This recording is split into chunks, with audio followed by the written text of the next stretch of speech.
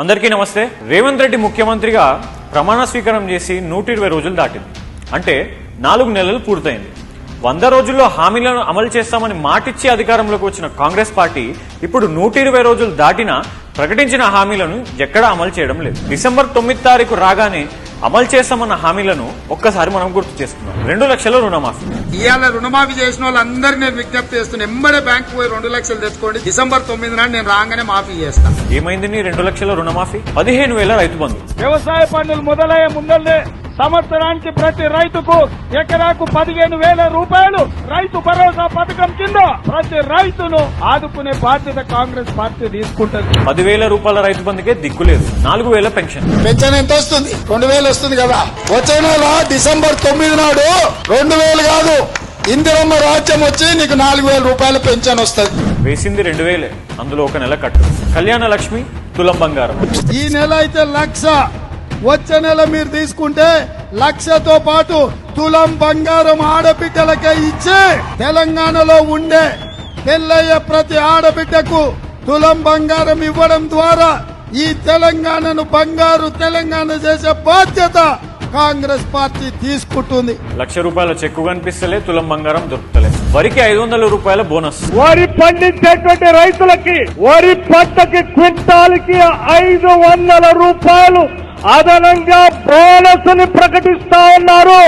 Minimum support price కాకుండా అదనంగా 500 రూపాయల క్వింటాల్కి ప్రకటిస్తా ఉన్నారు. బోనస్ దేవుడెరుగు, ముందు ఉన్న పంట కొంటే ఎక్కువ.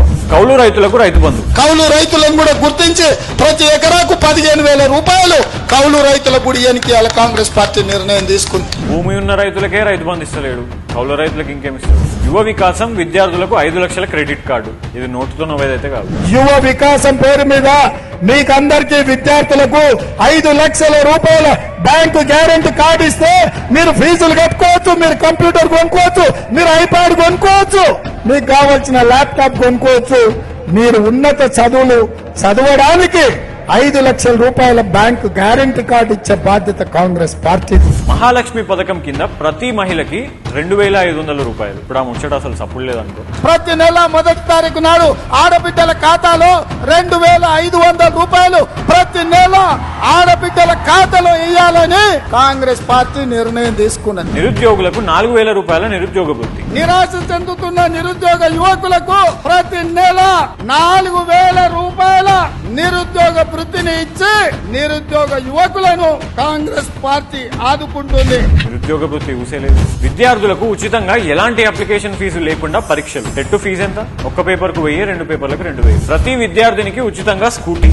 ఈ రాష్ట్రంలో ఉన్న చదువుకునే ప్రతి యువ విద్యార్థినికి ఎలక్ట్రిక్ స్కూటీ ఉచితంగా ఇచ్చి విద్యార్థినులను ఆదుకుంటాం. ఇలా ఎన్నో హామీలను ఎన్నికల ముందు ప్రకటించి ప్రజలను నమ్మించి అధికారంలోకి వచ్చిన కాంగ్రెస్ పార్టీ ఇప్పుడు ఇచ్చిన హామీలను అమలు చేయకుండా గత ప్రభుత్వం ఇది చేసింది అది చేసింది అంటూ కోడిగుడ్డు మీద ఈగలు పీకుతూ ప్రజల అటెన్షన్ డైవర్ట్ చేయడంలో బిజీగా ఉంది.